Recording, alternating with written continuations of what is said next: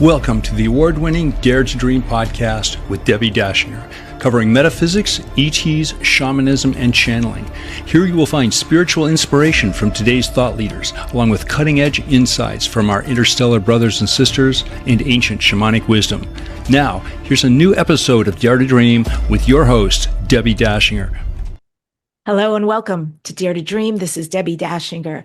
Today on the show, I'm going to be speaking with George Noory, the host of Coast AM Radio and also Gaia TV's Beyond Belief. George Noory is here, unplugged, and he's going to be sharing some backstage secrets, his singing, and the mysteries that keep him up at night. And I actually have a second guest today. I'm excited about this. Senior producer, Tom Danheiser. We're going to be going behind the mic with Tommy D, the man who powers Coast AM, with stories, a producer's lowdown, and maybe some surprises you didn't know about. Dare to Dream podcast has won 3 Talk Radio Positive Change Awards, the COVR Award for Best Radio and Podcast Show. Welp magazine named Dare to Dream one of the top 20 best podcasts to listen to this year, and it's high ranking on Apple Podcasts. This show is sponsored by Dr. Dane here and Access Consciousness. I thank them for their support over the many years. They do beautiful energy work out into the world.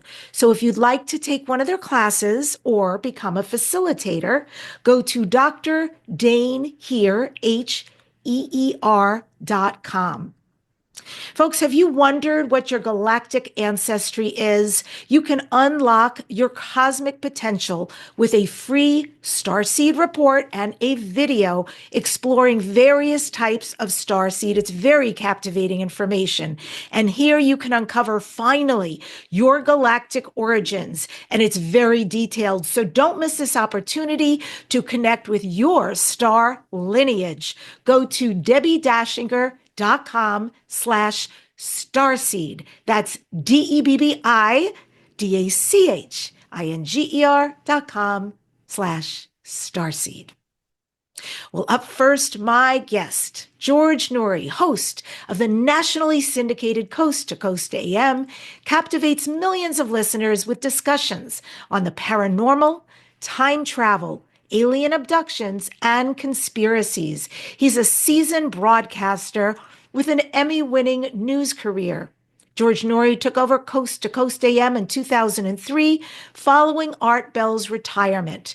His passion for exploring the unexplained dates back to his youth and has driven his decades-long career in radio, television, and writing. George has authored multiple books. He hosts Beyond Belief on Gaia TV, and he appeared on Ancient Aliens and The Larry King Show. George Noory, a Detroit native and U.S. Naval Reserve veteran, continues to this day to seek answers to the mysteries of our time. And with that, I welcome the amazing George Noory to Dare to Dream. So great to have you here. Welcome. Debbi, it's great to be here with you, and it's exciting to see your incredible book cover behind you, Dare to Dream. You look great back there. Thank you so much. It's so fun to do this with you, to turn the tables. You've been so kind to have me on Coast to Coast as a guest, twice now on Gaia TV as a guest, and it's been beautiful being in your arena, seeing you do what you do. So thank you for coming on the show today. So many people are fascinated by you. And I want to start with the fact that at 13 years old, your mother gave you a book, and this started all this fascination with the unusual. So what was that book, George? What was the book, and what happened? God love Mom. She's going to be 96 in a few months, still going strong. She gave me a book called We Are Not Alone by Walter Sullivan, who at the time was the New York Times science writer. And it was about his theory of life out there in the universe, what was out there. And as a little kid, as you said, 13 years old, I'm digesting this book, going through it, going, wow, this is fantastic. I want to cover these things. I want to cover these stories. And I realized at that age, Debbi, that to be a broadcaster might be the only way to get the answers to these questions I had. Because if I just picked up the phone and said, "Hi, this is George Noory from Detroit. Do you have some time to talk to me about this and that?" I don't think they would. But if you can pick up the phone and say, "Hi, this is George Noory from Coast to Coast AM," or whatever outlet I was at the time, they're more apt to listen to you. And so I decided at that very young age, it was another episode we can talk about in a moment that got me involved in this, that I wanted to go into broadcasting to uncover these stories. The other one was the Barney and Betty Hill story, the abduction case. Look magazine had that on the cover as the interrupted journey. And I was obsessed with that. So I combined all those together and decided that's what I want to do. Then when I was 11, 2 years before that, I had an out-of-body experience. I never got sick from school. This one day I stayed home. I had a fever. I was in bed, and I wake up, and I'm bouncing on the ceiling, looking down at my body in the bed. And I'm going, "Wow, what is this? Is this a dream or what is this?" And at that moment, it slammed my astral body back into my physical body. And I woke up and I thought it was a dream. And then I realized there's something else. So I go into the library when I got better, stumbled across a book called The Projections of the Astral Body by Sylvan Muldoon and Haywood Carrington. And they had a cover of an astral body floating above a physical body. And I said, that's what happened to me. So that at 11, combined with the 13-year-old George Noory, who looked at the We Are Not Alone book and the Look magazine article on Barney and Betty Hill, got me into this business that I haven't stopped yet. That's amazing that you would have those kind of experiences. Did you ever have another out-of-body experience after the age of 11? I've never had one since then. I have tried. I have thought I got close, but it really never has happened yet for me. I don't know what I'm doing wrong. I've had so many experts on the program trying to convince me that I'm doing the right things, but I just can't seem to separate anymore. Interesting. And maybe it was just meant to wake you up to the exact information for you to be a leader in this field, to have those conversations. I know, George, that you also, growing up in Detroit, you had two younger sisters, son of a Lebanese Egyptian father who worked at Ford Motor Company, and a Lebanese American mother, and you were raised Roman Catholic, which is super interesting that you got into all this. So your fascination for the paranormal, for ufology, starts as a child, and then you join this UFO organization as a teenager. Talk about that and what precipitated you next going into ufology. I somehow stumbled across an organization called NICAP, the National Investigations Committee on Aerial Phenomena. And it was headed up by a fellow military guy named Donald Kehoe.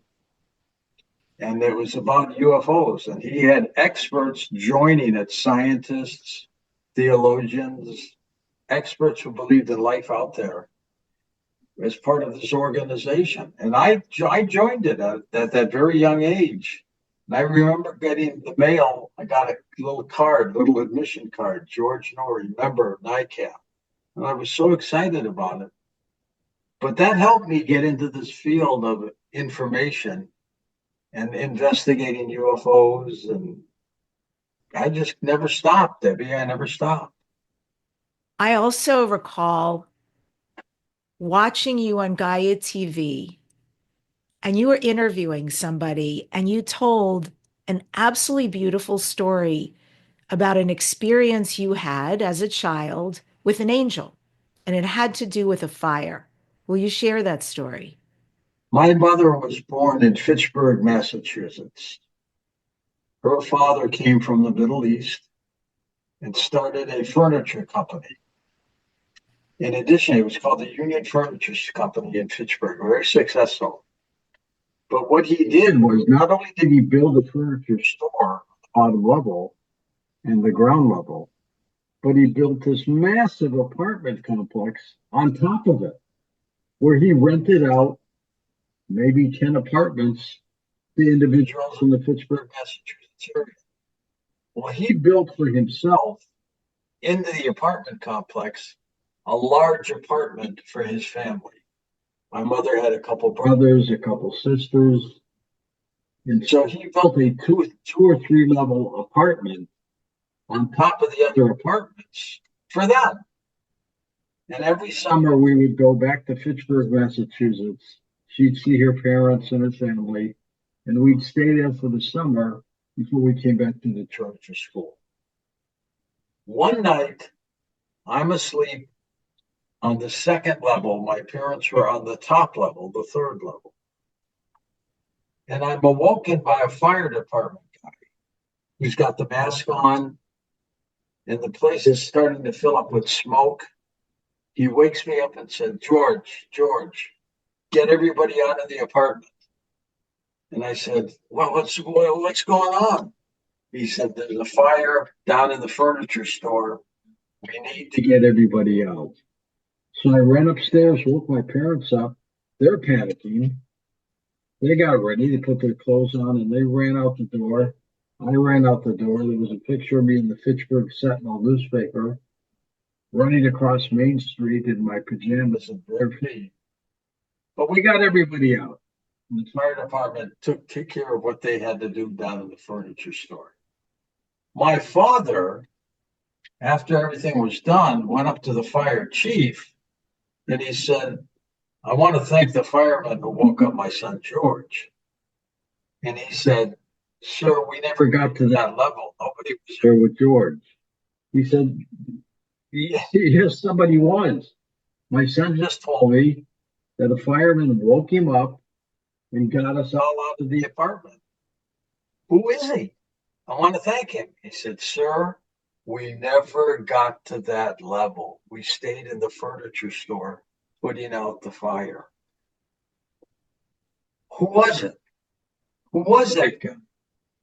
People have surmised it's an angel. It may have been my guardian angel. I don't know. Well, that's quite beautiful. I mean, clearly you were meant to be here, meant to be doing what you're doing.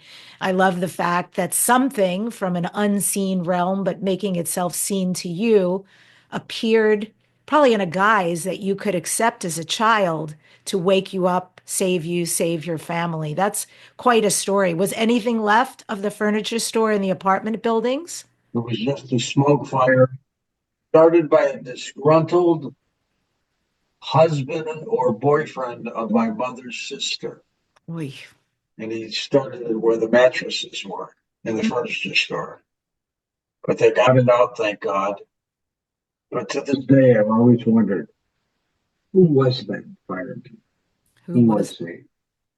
Yeah. Because, like he just said, it was a little more acceptable to a young boy to see a fireman in a mask than an angel with wings, right?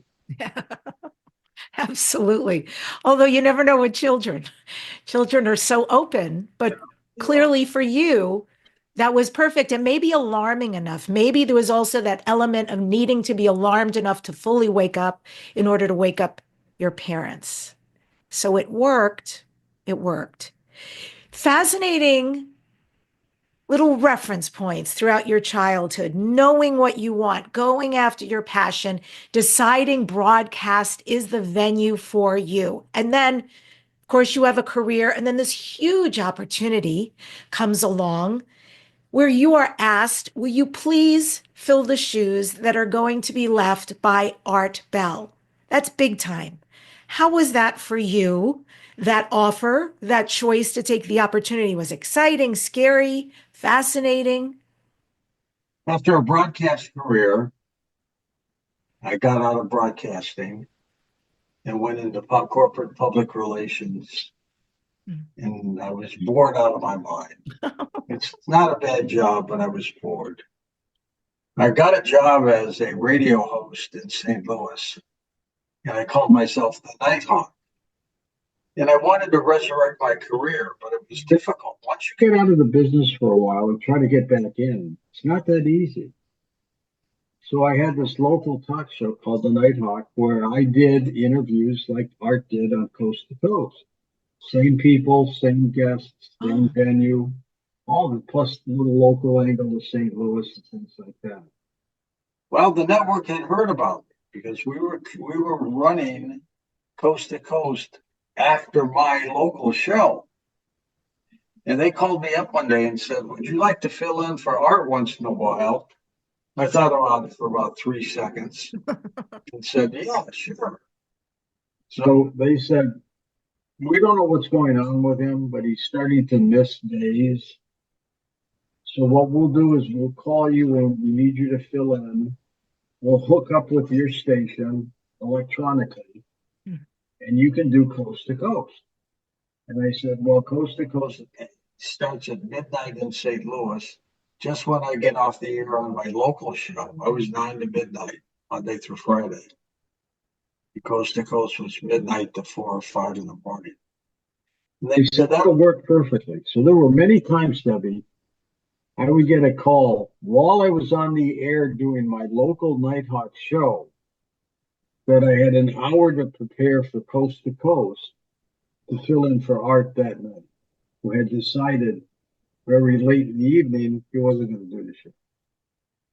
So during commercial breaks, doing my local show, I would be preparing for Coast to Coast that night. My show ended at midnight. 12:06 is when Coast to Coast starts.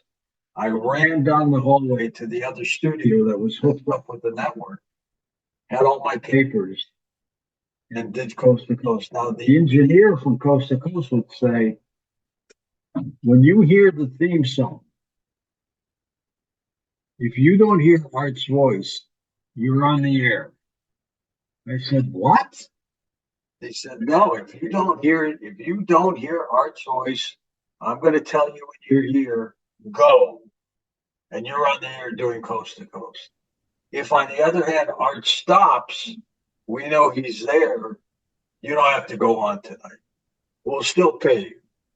I said, "No, I don't want to get paid unless I do the show." That was very smart on my point.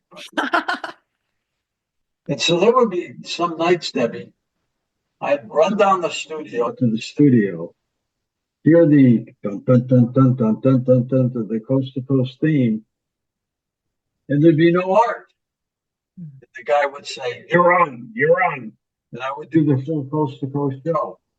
There were a couple nights I'd be in there, and you'd hear, "From the high desert to the great American outdoors," it would be Art.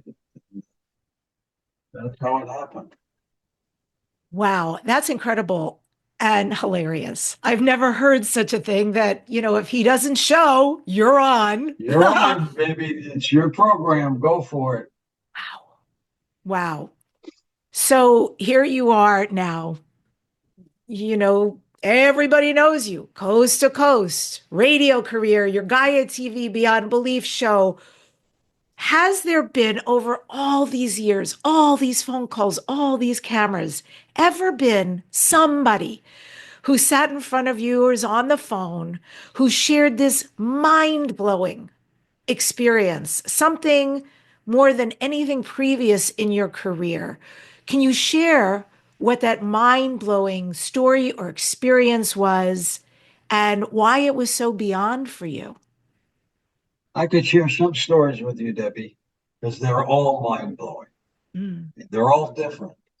It's like you're a kid. You go up to your parents and say, which of us did you like the most? They can't pick. They liked all of us for different reasons.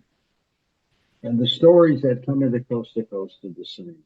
I had a police officer call me one night and said, "We had a call that there was a heart attack victim at a house. And we got there before the first responders. And we get to the door, and the little old man opens the door and says, 'Please come in.'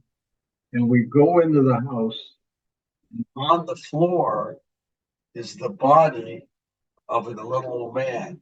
We roll him over. It's the guy who opened the door. We turn around, and that guy's not anywhere to be seen. The victim, who was dying, opened the door for us spiritually. And we got in to get the body out. And anyways, we saved the guy before he died. Then there was another guy, a truck driver, calling us, talking about how he was driving on a windy, mountainous road, curvy, with cliffs and everything else, and he was falling asleep. As he dozed off, 2 or 3 o'clock in the morning, probably listening to me, but as he dozed off, he woke up and realized he's going over the cliff in his truck. Wow. He then sees a hand on his steering wheel, not his two hands, but a third hand that pulled the truck back onto the road. And he got his composure. He stopped the truck. There's nobody else in the cab. He was all by himself. Who did that? And there was another guy who called. He was out swimming in the ocean. His friends were on the shore. And he swam out a little too far. And he started going under. The current was pulling him under. And he said, George, I was gone. I was drowning. I'm about 2 or 3 feet underwater in the ocean. And I see a hand on the top of the water break through the water and reach down to me. And I grabbed it. And it pulls me up where I came out of the ocean and I'm breathing again. And my friends were coming to get me. I turned around to thank that individual who came out to save me. There was nobody there. Those stories just happen time and time again. It's beautiful. It's really beautiful that there's that level of help when people need it. And I think their time is not up. And the synchronicities everywhere are just unbelievable. One of my first interviews when I was a 21-year-old reporter in Detroit was ufologist Stanton Friedman. Did you say Stanley Green? Stanton Friedman. Stanton Friedman. I wanted to interview him. My news director wouldn't pay for the overtime. I did it on my own. And a great interview. He was a great guy. My first real interview, one-on-one. Jump ahead years later. He's a guest on Coast to Coast. We talked about these stories and stuff like that. I'm at a live event in Columbus, Ohio. He's one of our studio guests, stage guest. I interview him. We wrap up the show. He goes back to Toronto, dies of a heart attack at the airport. The synchronicity here was he was my first radio interview. I was his last interviewer. You can't make this stuff up. Powerful. That's really powerful. Wow. It's like you guys had a contract to do this. Chills. Yeah, for sure. Amazing. Speaking of chills, by the way, I will say several years ago at Conscious Life Expo, there was a talent show. I don't think there was one this year, but there was a talent show. And I was in there. I just went in to talk to somebody before the dress rehearsal. And then I saw you on stage. And I turned to our mutual friend, Gina Salvetti. And I said, George, what is he doing? And she says, oh, he sings. And I hadn't known that. Of course, many people know that about you. I didn't know that. And you started to sing an Elvis Presley song, Wise Men Say, right? And what a beautiful voice you had. I was looking at Gina like, I had no idea of your many talents, that you are also a singer. So tell me about that. Have you been singing your whole life? And in what different factions did singing take form in your life? Started singing when I would listen to the records that Mom used to play in our house. And I would try to mimic the performer. And I learned these songs, it's old ones. We become dear friends with Pat Boone and by the way, or John Fogerty, Waterloo, Freedoms. Billy Gibbons from ZZ Top, people like that. But I started singing at a very young age and kept developing it later on in music. There's a lot of live shows in high school where musicals, anything goes, and I did stuff like that. But we do live shows now too, live stage shows. We've got 3 coming up this quarter. We're going to be in Oregon. We're going to be in the state of Washington, and we're going to be in Charlotte, North Carolina. And in addition to the live stage shows with special guests and things like that, I sing. Tommy goes out and finds a band, and we rehearse, and I do 4 songs. And the audience loves it. You know, all our events have been sold out, thank you. Knock on wood. But they love the singing, and I do too. It's fun and enjoyable. What do you like most about doing these live events, these live shows? The one-on-one relationship with our audience. Radio is great. And when I broadcast to one person. I broadcast to you, somebody else, not the 3 million people who are listening.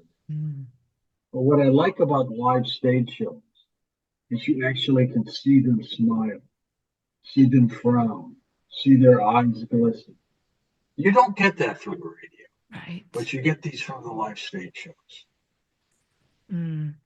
And you mentioned 4 songs. So what genre, and can you tell us what the songs are that you'll be performing? I change them and mix them up depending on the city, but they run the gamut from Frank Sinatra to Engelbert Humperdinck's Love Me With All Your Heart, the Elvis song you mentioned. We mix them all up, keep people going. Mostly standards then. Oh, yeah. Emotional songs. Do you have backup singers?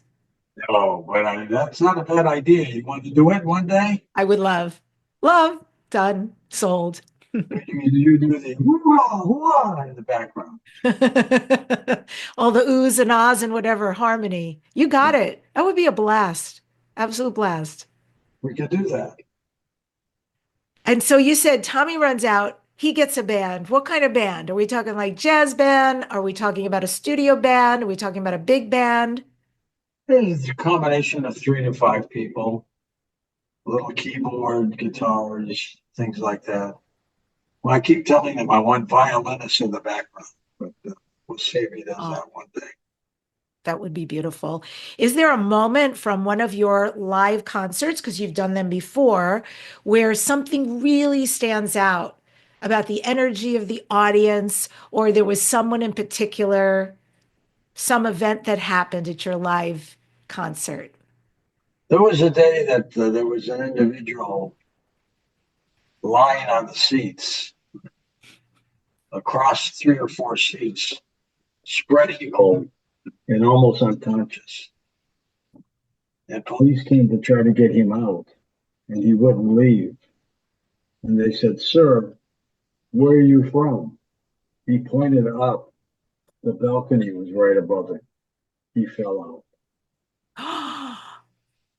Oh, you're kidding. I am kidding. It's a joke. Oh.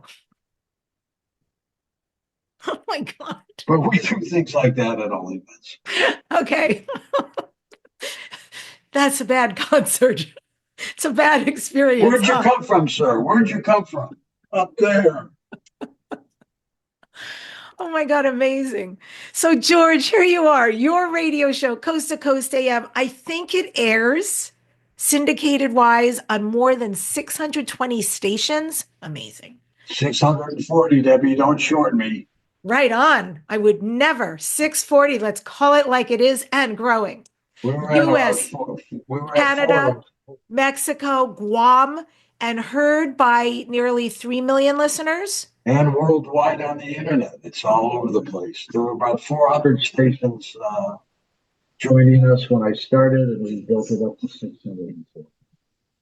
Well, you're legendary. I want to know, are there Coast to Coast or Gaia TV backstage secrets? I know you mentioned earlier, you make it as though you're speaking one-on-one with whoever it is, not necessarily the audience. But what is the secret sauce you bring that cause these shows to go so high up, so well listened to, so respected? And thank you, by the way, for that, because you really paved the way for so many people who, for us, them, this conversation is very important. So, what is it you think that you bring? Because there is something different, obviously, that makes you very unique and makes these shows so successful. I'm simply just myself. Nothing more, nothing less.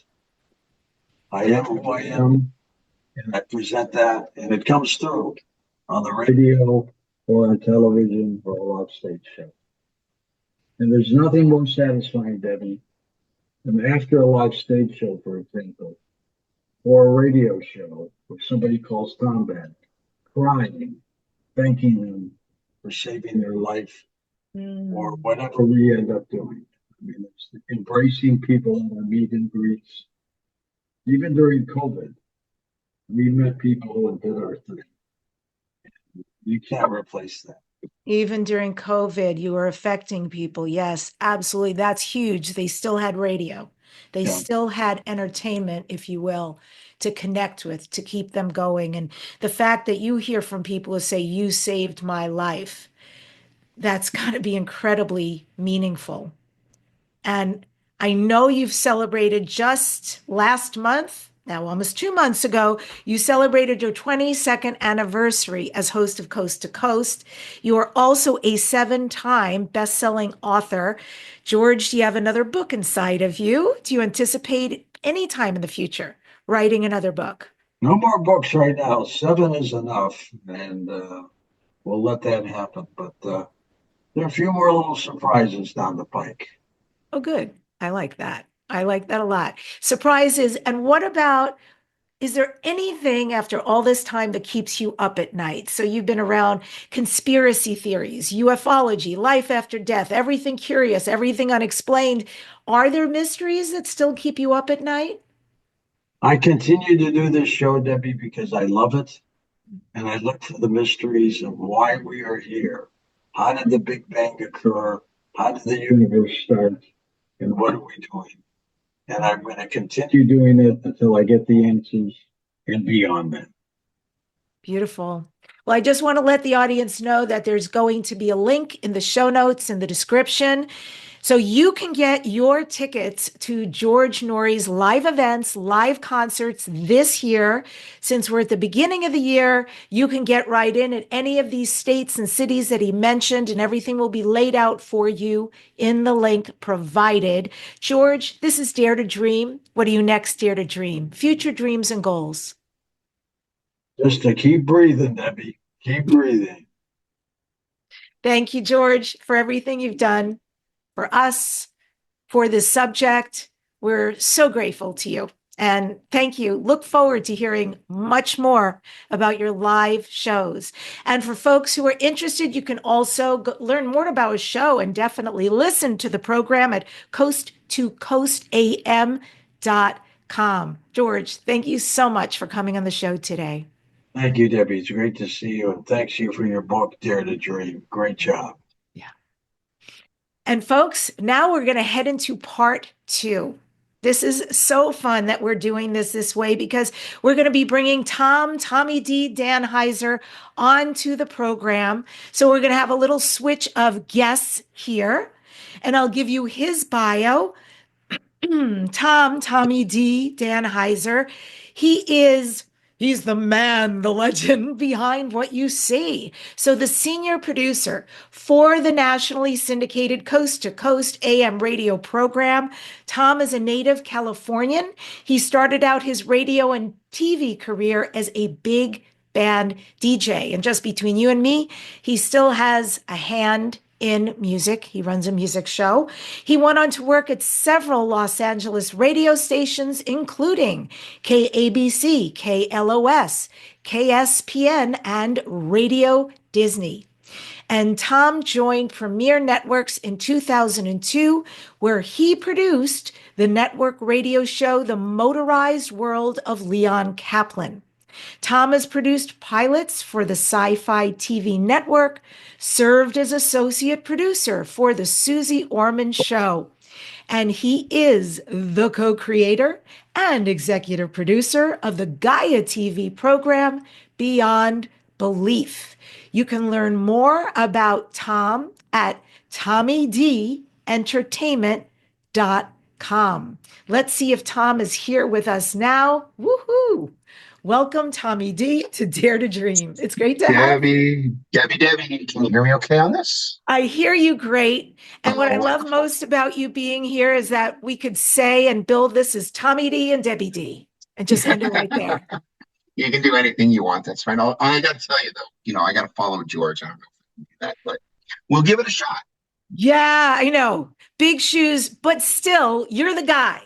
And I'll tell you, so folks understand what I mean by the guy. When I have asked George for something, and I know this isn't just me, George has one response: talk to Tommy, talk to Tommy, pass it by Tommy. So you're the gatekeeper. I got the gatekeeper here. So also, let's pull back the curtain, Tommy. Shed some light on what we don't get to see or hear. Your choice, du jour. It's a buffet table, either Coast to Coast or Gaia TV. Give us some insight. We don't have time for all this. If I was to think of one thing, it would be me getting snotty with George. Snotty. And I don't do it too often, but things arise during the show. You really can't explain it, but something might not work. And so I'm separated by glass. So there's kind of a disconnect sometimes between what I'm doing and what they're expecting. And so I might, when they say snotty, I just mean I might hit the button and go, hold on, or calm down, or something like that. But it's understandable because George and our board operator are in there and they need to get this thing going. So that's, I guess, the only thing I can really think of. I saw a picture of you at your console and another guy next to you. It wasn't too old, a picture, and it looked really nice in the studio where you sit. Is it that beautiful in the production area? They redid the studio. Well, I guess it's been about 10 or 11 years now, but they redid the whole thing and it's like state of the art. It's really beautiful. And so where I am is it's a booth that's connected so we can all see each other and, I can yell if I want. Cool. And so, okay, you get snotty with him from time to time, but typify your relationship with George after all this time that you guys have been working together. You're like Sherlock and Holmes, you're like Lucy and Ricky, or are you just good pros going for a good product? Well, it's funny. I'll tell you, I'll preface it with something. So here in Los Angeles, when I worked at KLS, there used to be a morning team and their names were Mark and Brian. Right. I know. These guys were on for like 27 years or something. KLOS. Right. And we worked with them. And when that show ended, they left. They didn't talk to each other. Ah. And I always thought that was strange. But working with George for so long, I get it because, excuse me, it's awesome actually because we're hanging at work, we're having fun. Most of it is all fun. There is a little, work to it, obviously, but most of it's fun. And then when you're done for the night, you just go, you just do your own thing, and then you're back. So my relationship with George is great. It's freaking fantastic. But I can totally see like where Mark and Brian, going back to them, where they just left and they went and did their thing. Now, with George and I, it would be a little different because we would stay friends and we would talk all the time. Those guys, you never know the inner workings of what happens. And when you work with someone for so long, stuff does happen. But yeah, it's fantastic. What about the inner workings of Susie Orman? I mean, I don't know. How was that? That was a weird time in my life. So she used to have a radio show at our network. So when she left the network, the producer of the radio show called me and said, would you like to be one of the producers on her TV show? It's filmed in New Jersey. You can work from LA. That's fine. No problem. I'll do it. So one of my favorite things on that show was once a week, we would find somebody who was completely in debt. And Susie would look at her spending habits or his spending habits. And then they would send a limo for me, which was great. They pick me up. We pick up that person. We go to NBC right down here in Burbank and we film a segment. And, I felt I really felt bad working there because I'd have to comb through. There's so many people in Mm, debt in this country. mm. And it's a shame because I'm not a guy that likes to owe people anything. Yep. And so I know I remember always feeling sorry for people when I would read these. And so she like tear them apart. Like I'm thinking of this one lady we did this segment on, and she was like, 50 grand in debt, but she would 3 days a week, she would stop at Starbucks and bring her six coworkers coffee. Oh, So, Susie would point out things like that and go, what are you spending that money for? You can, do this. So, that was the extent of that show, but it was fun. It was fun to work on. But like I said, I felt sorry for people. yeah, I'll bet. And I bet you learned a lot about money too in the I process. did. I did. I did. Fortunately, I'm pretty good with math. So, but Yeah. I definitely don't like owing people. And so, reading these things, it's like horrible. Yeah, But yeah. people get in situations, sometimes you can't help it. Hmm. Yeah, God bless Susie Orman. I mean, I can imagine. Um, so okay, here you are, coast to coast, very popular radio show, overnight, rough hours, right? Kind of, they would be rough for me to stay up like that. And here you are, you're featuring paranormal conspiracy theories, unexplained phenomenon. Have you, Tommy D, had any personal experiences with the paranormal, conspiracy, or unexplained phenomena? Um, I guess the answer is yes. We were we were in, excuse me, we were in San Jose at some kind of conference, and there used to be. Did George tell you the story about the guy with the bag? No.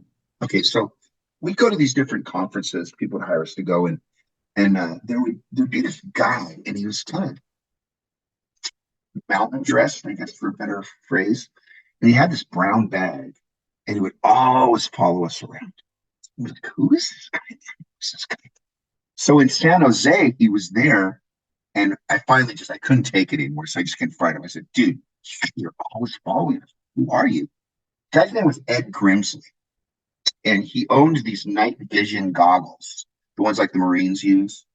And so he would take people out on tours, for money. That's how he'd make a living. And they'd look up in the sky and they'd see things. And so he explained who he was. And he said that, let's go up to the roof and I'll show you and you'll see these ships that are zigzagging and warring with each other, fighting. And we're like, oh, all right, we'll go. So we went up to the roof. I swear to God, man, is exactly what he said.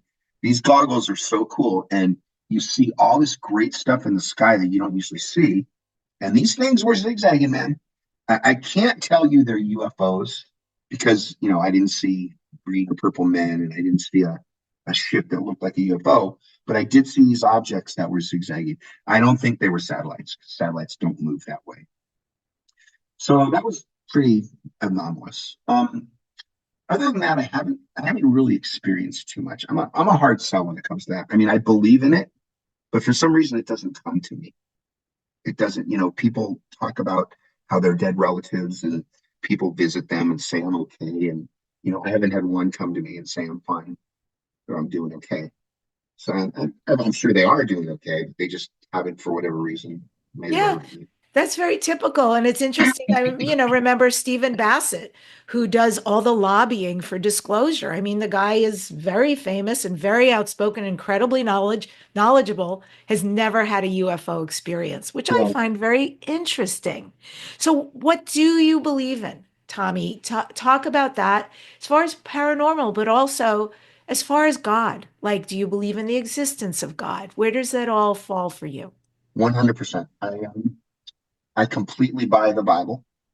I think that because if you look at the Bible and apply really anything there, your life will get better. It just works that way. So I believe in a universe that was created by somebody. I call him God. People. I think it's very trendy now to say source or all that stuff. And I always ask people when they say, I say, why don't you just call him God? I mean, you mean God, right? But that's what they want to say. And who am I to, call him what you want? But I think everybody is kind of meaning the same thing, that there's some force out there that created this universe. And George talks about this all the time. If you look, things are too perfect for this not to be designed. Like, Debbi, you hit a few buttons. I'm here. I'm not near you. I'm miles away. Or you go to a gas station, you fill up your car and your car drives. Or you're hungry and you pull in a drive-in and you get some food and now you're satisfied. Everything's like in this world is designed to work. So how can it not be some sort of creator up there that's done it? I lost you. I don't have your volume. Is There that you go. something you came to on your own, or was that something you were raised with, or how is this all manifested for you? Well, I was raised Catholic, but I think somewhere along the line, I got this thought that the universe is so great and it just takes care of itself. And it does, because one way or another, the universe will solve your problem. It may not be to your liking, but it'll solve your problem. It always does. That's the way it works. So I think somewhere along the line, I grew up and I just thought about this stuff, and I mean, because it's such a great world we're in. I mean, for all the bad stuff, for Mm. all the politicians, for all the people ripping you off, for all the bad people on the internet, it's still such a great world. And I was here, I'll tell you, where was I? I was driving the other day and I looked at a tree and I thought to myself, that's a beautiful tree. Mm.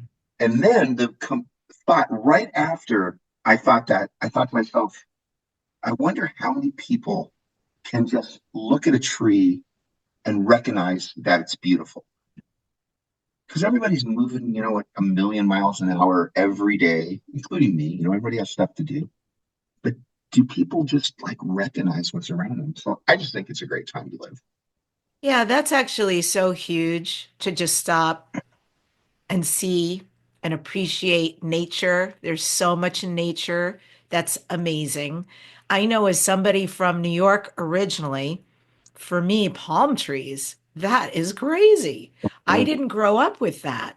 And so when I moved out here to go to USC, that was every time I walked, drove, rode my bike. I was just in awe. And I have to say, still today, especially I have a special place, La Quinta Resort, that I love, love, love going to. And it's got every type of palm tree all across. It's a huge piece of land. And I'll just sit there and look at the palm trees, and my heart is so full. I really recognize the beauty and how indigenous it is to this place. don't fool yourself. That's a gift. If you can Yeah. do that, if you have the ability to do that, that's a gift, because I am sure somewhere walking around this world are people that just are drones. They get up, they dress every day, they go to work, come home, they watch a show, whatever they do, and they do it again. Blah, blah, blah. So that's a gift. It is a gift. I love hearing you say that and the way you couched it by saying, look, there's all this stuff going on in the world, but remember, like, keep your eyes open. There's so much beauty here. There's still so much good. I think that's really, really important right now. It's a beautiful balancing factor. And you, besides having an amazing career thus far, you've got your King's hat on. I know I you love do. hockey games. You like to play pool. What are your secrets about living a great life? It's funny because I joke around. Someone asked me that once, and I said, work hard, play hard, be kind to others, and plenty of ACDC. And so that's kind of a joke I say when people ask me that. But part of it's true. Just be nice to others, have fun, work hard, play hard. But And you do like heavy metal music, right? I like all kinds of music, but that is my favorite. But I grew up in the 80s. I mean, everybody listened to it in the 80s. So I walked the Sunset Strip.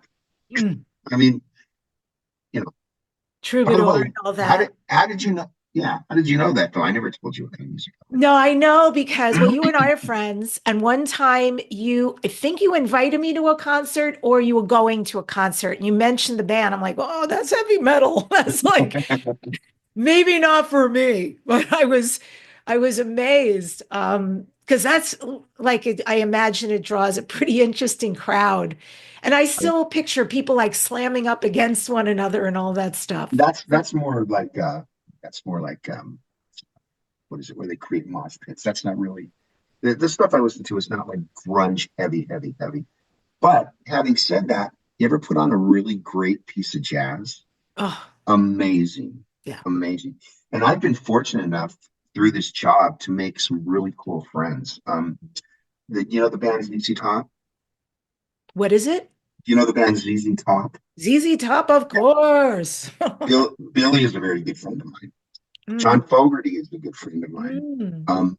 There's a session drummer. His name's Kenny Aronoff. He's a friend of mine. So I've made some connections through this show, and I've been very lucky. Those are great friends to have. I love that. So when they're performing, they got your back. And if They you love got you. music, that's a beautiful thing. Yeah, I love, love, love music also myself, raised with it in my blood, first language, all of that.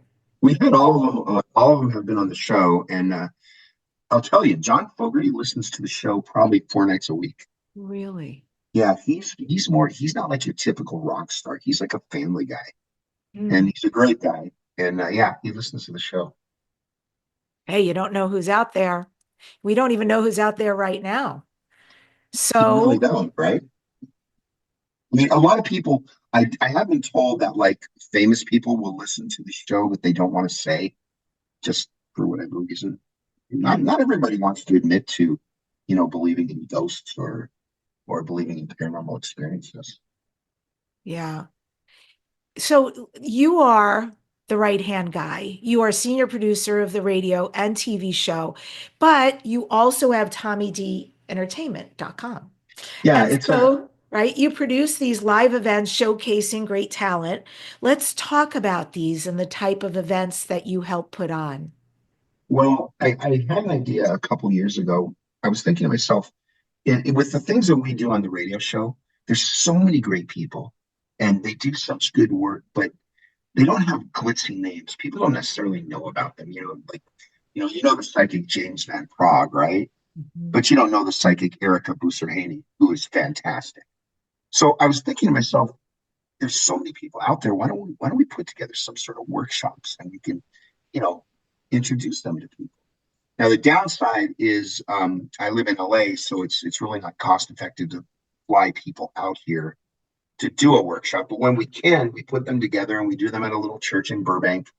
And it's more fun than anything else for me just to kind of fill my time. So that's what I kind of came up with. And then we added the live shows. We've been doing those for about 7 years now. Here, it's a story. So this guy from Toronto contacted me this was probably 9 years ago now. And he said, hey, let's do something live. I know this theater out here. So blah, blah, blah. We got together and we did this live show. We did it a second year and a third year. And then I thought to myself, I really don't need this guy. I can expand this myself. So I started to put these together, doing these live stage shows. They're about 3 hour shows. George was telling you a little bit about them. Uh, do them around the country at our affiliate stations. And we bring in a band, or affiliate cities, sorry. We bring in a band and George sings songs and we do the interviews on stage. And I had a bunch of video and it turned out to be a really fun thing. And I direct them from backstage and it's a whole thing. You should come to one.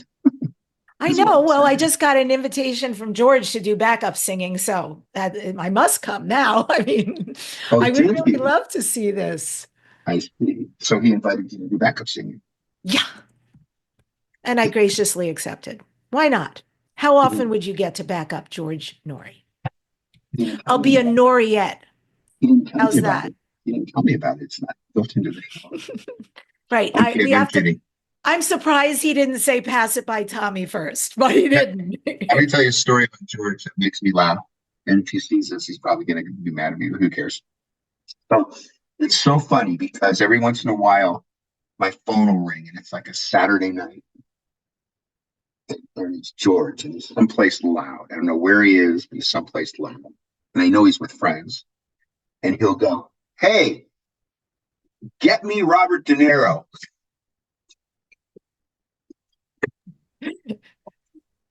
Okay. That's easy. So I'll just reach in my pocket and get up the number.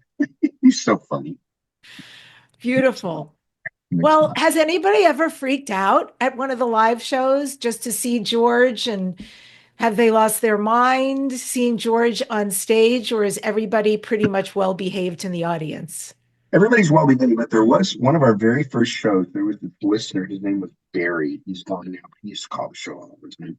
And Barry was from Rock Hill, South Carolina. So Tommy, I gotta tell you, right? That was Barry. Really nice guy. So he called the local station.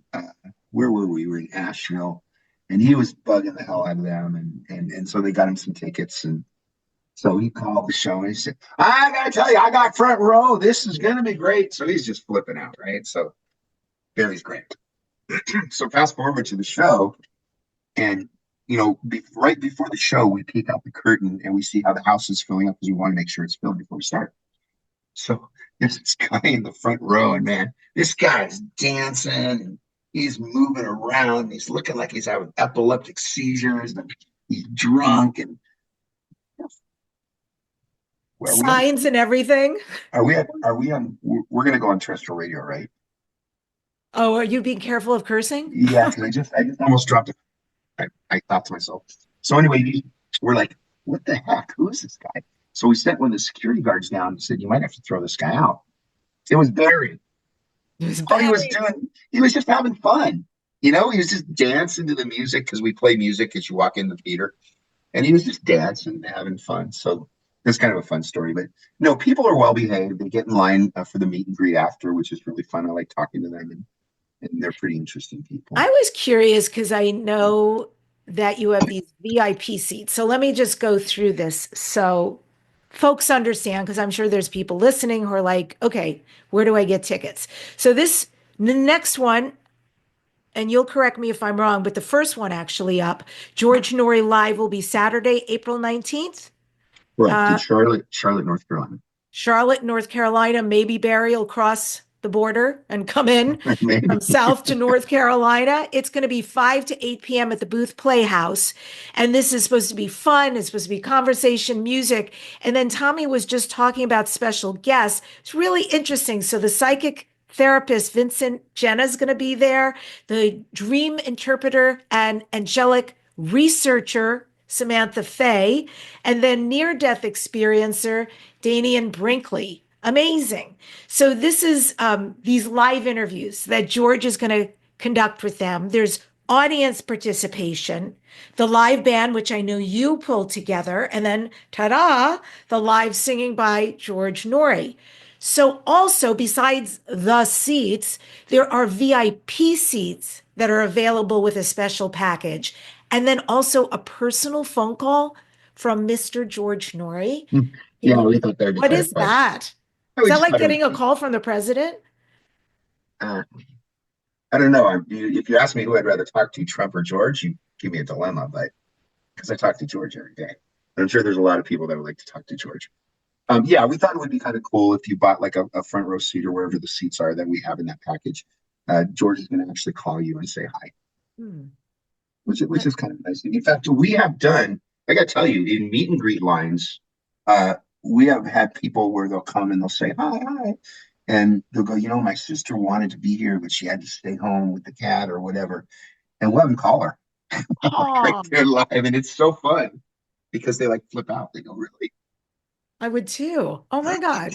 So nice of him. So nice of you. So folks who are listening, they're like, yep, got to secure my ticket. Got to make sure I get in before they're sold out. Where do they go to buy tickets? The easiest way to do it is go to coasttocoastam.com. At the very top, there's a link that says events. Just click that. All our events are laid out for the year and where we're going to be. And then that will let you just click to buy tickets. And they're pretty fun, if I do say so myself. The shows are a lot of work to put together, but it's worth it because when you get there that night, there's nothing like seeing people happy and having fun and making noise. One of those beautiful things you were talking about. So many things on the planet to be grateful for. And now you've got yours and George Noory's live shows to look forward to. Yeah, they're fun to do. So I would suggest anybody that wants to come. I've seen people in line make new friends. It's so great because, someone will, they have their camera, but no one will take their picture. And someone behind them will, I'll take it. And let me email it to you. And they become friends. And then I'll see them. Like the next show, I'll see them and they'll go, oh, we've been talking ever since. We've become really good friends. So, it's all about fostering family and having fun and getting people connected and stuff. Mm-hmm. And so the shows where you guys will be performing live: Charlotte, North Carolina, Indianapolis, Indiana, No, Las Vegas, Nevada, you've been reading my outdated website, I'll bet, and I apologize for that. Tell me. Well, tell But us. I Edify actually us. should get that updated before. So we're going to be in Charlotte, North Carolina on April 19th. We'll be in the Dalles, Oregon, which this town, Debbi, is so cool. It's like a little Mayberry. Like they have the street where you walk across the street, they have a clock on the thing. It's just really great. And it's about an hour and a half drive from Portland. One of the most spectacular drives you will ever do. Trees and waterfalls. It's beautiful. So we'll be there, and then we're going to go to Everett, Washington in June. And those are the 3 shows we have slated. We might go to Cleveland in September. We're working on that now. Okay, so Cleveland's a question mark, but we have Charlotte, North Carolina, we've got Oregon, and we've got Everett, Washington for sure. And folks who are interested, go to the coasttocoastam.com website and look up above at events, and voila, you can purchase your tickets. Make sure you secure them. There's nothing worse than wanting to do something and waiting to the last minute, waiting, and then you go there and everything's sold out. It's funny.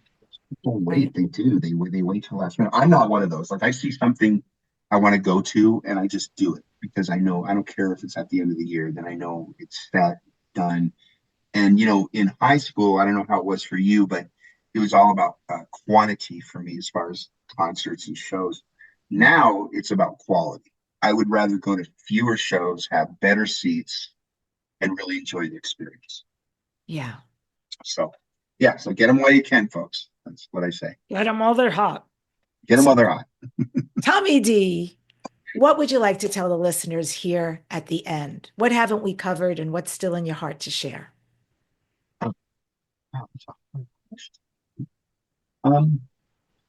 I think that, if we're at the end and I got to say something, you only go around once. Just have fun. Be nice to people. Now, there's no reason not to be nice to people. There's really, really not. And be thankful for what you have. Let me tell you, every day I'm thankful for something. And I don't live in Beverly Hills. I don't have a huge 5-story mansion. But what I do have, I'm thankful for. And I think that people aren't thankful enough. And there's a lot of people who can't go to the refrigerator and get milk. And you see them on the streets all the time.